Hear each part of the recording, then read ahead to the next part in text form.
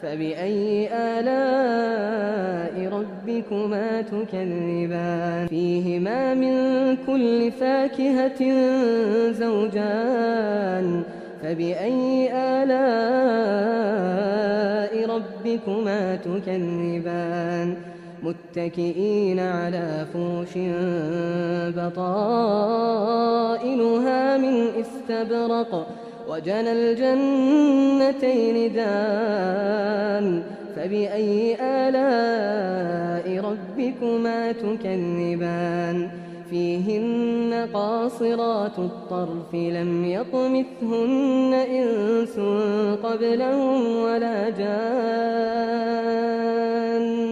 فبأي آلاء ربكما تكذبان كأنهن الياقوت والمرجان